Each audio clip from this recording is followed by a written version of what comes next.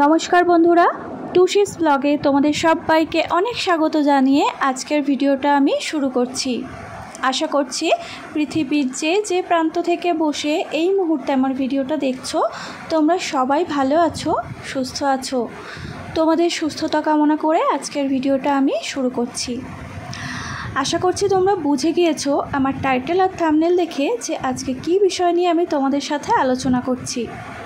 তো ভিডিওটা শুরু করার আগে তোমাদের কাছে একটা রিকোয়েস্ট করব, যদি আমার ভিডিওটা তোমাদের কাছে ভালো লেগে থাকে তাহলে অবশ্যই একটা লাইক করে দিও, আর যদি সম্ভব হয় কারোর যদি কোনো উপকারে আসে তাহলে একটু ভিডিওটা শেয়ার করে দিও আর একটা করে কমেন্ট করে দিও। তো চলো মেন ব্যাপারটাতে এখন আসা যাক। আজকে আমি তোমাদের সাথে ফ্রিজ পরিষ্কার করার সঠিক পদ্ধতি শেয়ার করব। বন্ধুরা, আমাদের অনেক মানুষের ঘরেই ফ্রিজ তো থাকে, কিন্তু সেই ফ্রিজটা কিভাবে সঠিক পদ্ধতিতে পরিষ্কার করতে হবে সেটা আমরা অনেকেই জানি না। সেজন্য পরিষ্কার করার সময় অনেক ভুলভাল কাজ করে ফেলি, যেগুলো আমাদের ফ্রিজে ব্যবহার করা উচিত না। সেই সমস্ত জিনিসগুলো দিয়ে হয়তো ফ্রিজ পরিষ্কার করি।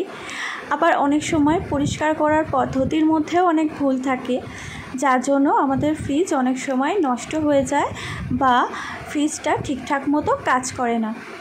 এখানে দেখতে পাচ্ছ আমি দুটো আলাদা বাটিতে ঠান্ডা প্লেন জল নিয়েছি, আর একটা বাটির মধ্যে একটা 1 টাকা দামের ক্লিনিক প্লাস শ্যাম্পু কেটে ভালো করে নিয়ে নিলাম।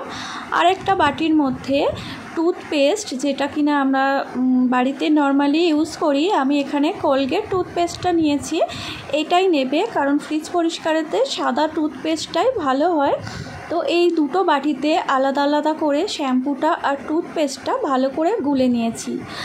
আর আমার কাছে যে নর্মাল স্ক্রাবার ছিল, বাসন মাজার যে পুরানো স্ক্রাবারগুলো হয়, যেগুলো একদম নরম হয়ে যায়, কোনো খড়খড়ে ভাব থাকে না, সেই স্ক্রাবারটাই আমি নিয়েছি।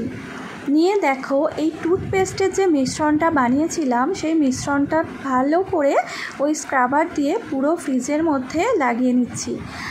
আমার ফ্রিজে অনেকটাই নোংরা জমেছে, ফ্রিজের মধ্যে অনেকটা ব্যাকটেরিয়া হয়েছে, কালো কালো হয়ে দেখো ব্যাকটেরিয়া হয়ে গেছে, কারণ প্রায় 5-6 মাস আমি ফ্রিজটা পরিষ্কার করি না। টুথপেস্টের মিশ্রণটাকে স্ক্রাবারের মধ্যে নিয়ে হালকা হাতে ঘষে ঘষে ফ্রিজটা আমি পরিষ্কার করে নিচ্ছি। খুব চেপে ঘষলে কিন্তু ফ্রিজের মধ্যে স্ক্র্যাচ এসে যাবে, কারণ এই জিনিসগুলো খুবই শৌখিন। আর আমরা অনেকেই যে ভুলটা করি সেটা হচ্ছে, ফ্রিজ পরিষ্কারের ক্ষেত্রে আমরা ডিটারজেন্ট ইউজ করি, সার্ফের জল বা যে কোনো সাবান জাতীয় জিনিস ফ্রিজের ভিতরে ব্যবহার করি। এটা কখনোই করা উচিত নয় বন্ধুরা, কারণ এই সাবান জাতীয় জিনিসগুলো আমরা যদি ফ্রিজের মধ্যে পরিষ্কার করার জন্য ব্যবহার করি, তাহলে পরবর্তীকালে দেখা যায় এই জিনিসগুলো থেকে আমাদের ফ্রিজের মধ্যে রাস্ট এসে যায়। পরে ফ্রিজটা খারাপ হয়ে যায়, ফ্রিজে নানা রকম গোলযোগ দেখা দেয়। তো সেই জন্য আমি সবসময় বলবো যে ফ্রিজের ভিতরে কোনো রকম সাবান গুঁড়ো বা যে কোনো সাবান জাতীয় প্রোডাক্ট ব্যবহার করা কখনোই উচিত না। টুথপেস্টটা একদমই সেফ, টুথপেস্টটা আমরা মুখেও ব্যবহার করি, তো এটা অনেকটাই মাইল্ড হয় সাবান গুঁড়োর থেকে। এটা দিয়ে যদি তোমরা ফ্রিজের ভিতরটা পরিষ্কার করো তাহলে দেখবে তোমাদের ফ্রিজটা অনেক বেশি পরিষ্কার হবে আর ফ্রিজটা সেফও থাকবে।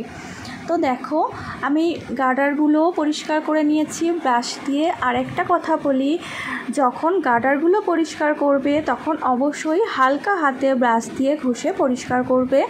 রাবার পরিষ্কার করার সময় কখনোই খুব জোরে চেপে ঘষে পরিষ্কার করবে না, এতে করে ফ্রিজের রাবারটা নষ্ট হয়ে যায়, ঢিলে হয়ে যায়, আর ফ্রিজের ভিতরের কোনো জিনিসই সেইভাবে ঠান্ডা হয় না। খুব হালকা হাতে, রাবারটা খুবই শৌখিন, হালকা হাতে মুছে নিয়েছি আমি। তারপরে সব জায়গা যখন আমার ঘষা হয়ে গেছে, একটা বাটি করে ঠান্ডা প্লেন জল নিয়ে দেখো একটা কাপড় ভিজিয়ে ভালো করে জলটা চেপে চেপে নিগড়ে পুরো ফ্রিজটা মুছে নিচ্ছি। আর কতটা ময়লা বেরিয়েছে জলের মধ্যে দেখো, দেখতেই পাচ্ছ। তো জলটা চেঞ্জ করে নিয়ে আমি আরও একবার খুব ভালো করে পুরো ফ্রিজটা মুছে নেব। বন্ধুরা তোমরাও এইভাবে ফ্রিজ পরিষ্কার করে দেখো আর দেখবে ফ্রিজটা কতটা পরিষ্কার হয়েছে। এখন আমি ফ্রিজের রাবারের খাঁজগুলো ভালো করে পরিষ্কার করে নেব। আর ফ্রিজের রাবারের খাঁজ পরিষ্কার করার জন্য কখনোই তোমরা কোনো শক্ত জিনিস ব্যবহার করবে না। দেখো আমি যেভাবে করছি এইভাবে একটা চামচের মাথায় একটা টিস্যু ভালো করে জড়িয়ে নেবে, নিয়ে এই চামচটা এবারে ফ্রিজের রাবারের খাঁজে ঢুকিয়ে দিয়ে এ মাথা ও মাথা লম্বা করে টেনে দাও। এতে দেখবে পুরো নোংরাটা বেরিয়ে আসবে। দেখো রাবারের খাঁজের ভিতর যত নোংরা ছিল সব টিস্যুর মধ্যে উঠে আসছে।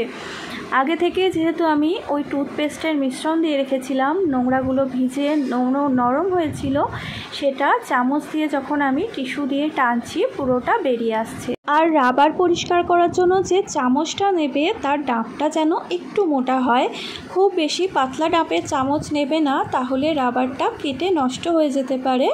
একটু মোটা ডাঁপের চামচ দিয়ে আমি যেভাবে টেনে টেনে পরিষ্কার করছি সেইভাবে হালকা হাতে রাবারটা সবসময় পরিষ্কার করবে। রাবার পরিষ্কার করার সময় কখনোই চেপে ঘষে টেনে পরিষ্কার করবে না, এতে করে রাবারটা নষ্ট হয়ে যায়। আর ফ্রিজের রাবারটা যদি নষ্ট হয়ে যায় তাহলে ফ্রিজের পুরো ফাংশনটাই বিগড়ে যায়। সেই জন্য এখানে আমি অবশ্য দেখছো তোমরা যে খুব তাড়াতাড়ি পরিষ্কার করছি, রাবারটা খুব তাড়াতাড়ি চামচটা এমাথা ওমাথা সরাচ্ছি, কিন্তু এটা সময়ের অভাবের জন্য ভিডিওটা ফাস্ট ফরওয়ার্ড করেছি বলে এরকমটা মনে হচ্ছে যে আমি হয়তো খুব তাড়াতাড়ি করছি কাজটা, আসলে কিন্তু সেটা না। আমিও খুব ধীরে সুস্থে রাবারটা ধরে ধরে পরিষ্কার করেছি। ফ্রিজ পরিষ্কার হয়ে গেছে, ফ্রিজের পাল্লাটা খুলে এখন আমি একটু শুকনো করতে দিয়েছি। আর এরই মধ্যে যে শ্যাম্পু গোলা জলটা করে রেখেছিলাম সেই জলটাকে এখন আমি কাজে লাগাচ্ছি। এই জলটা দিয়ে আমি ফ্রিজের যে অংশগুলো বার করে নিয়েছিলাম ধোয়ার জন্য সেই অংশগুলোকে পরিষ্কার করে নিচ্ছি। ভালো করে একটু পরিষ্কার করে তারপরে দেখো বেসিনের জলে এগুলোকে ধুয়ে নিলাম। এখন এগুলোকে আমি জল ঝরতে দিয়ে দিলাম। আর জল ঝরে গেলে শুকনো করে মুছে আবার জিনিসটা জায়গায় ঠিক করে সেট করে দেব। আর একটা কথা বন্ধুরা, অবশ্যই ফ্রিজটা যখন ক্লিন করবে সব থেকে প্রথমে ফ্রিজটা তোমরা ডিসকানেক্ট করে নেবে, সুইচ অফ করে ফ্রিজের প্লাগটা খুলে তারপরেই পরিষ্কারের কাজটা করবে। তো দেখো সমস্ত জিনিস আমার জল ঝরে গেছে। একটা শুকনো ন্যাকড়া দিয়ে এগুলোকে একটু হালকা করে মুছে নিয়ে আবার আমি এগুলোকে জায়গা মতো সেট করে দিচ্ছি। তো ফ্রিজটা পুরোপুরি আমার ক্লিন হয়ে গেছে। আর দেখো টুথপেস্ট দিয়ে ফ্রিজ যে এতটা পরিষ্কার হয় তোমরা দেখলে সত্যিই অবাক হয়ে যাবে। আরও একটা টিপস দেবো বন্ধুরা, ফ্রিজের মধ্যে দেখবে নানা রকম খাবার থাকে বলে একটা বাজে দুর্গন্ধ অনেক সময়তেই ছাড়ে। ফ্রিজের মধ্যে যাতে একটা সুন্দর স্মেল আসে তার জন্য সব সময় ফ্রিজের একটা কোণাতে একটা প্লেটের মধ্যে এক টুকরো লেবু আর কিছুটা খাবার সোডা নিয়ে রেখে দেবে। লেবুর টুকরো আর সোডা কিন্তু ফ্রিজের এই স্মেলটা অনেকটাই কমিয়ে দেয়, ফ্রিজের মধ্যে একটা সুন্দর গন্ধ ছড়ায়। তো দেখো রাবারের খাঁজগুলো তোমাদের একটু দেখিয়ে দিই কতটা ক্লিন হয়েছে এইভাবে চামচ আর টিস্যু দিয়ে পরিষ্কার করার ফলে। বন্ধুরা তোমরা যারা আজকে আমার এই ভিডিওটা দেখলে, তোমাদের যদি আমার ভিডিওটা ভালো লেগে থাকে তাহলে অবশ্যই একটা লাইক করে দিও। আর যদি মনে হয় এই ভিডিওটা কোনো বন্ধুর কোনো কাজে আসবে তাহলে অবশ্যই শেয়ার করো। সবাই খুব ভালো থেকো, সুস্থ থেকো। দেখা হচ্ছে আবার পরবর্তী ভিডিওতে। চলো টাটা।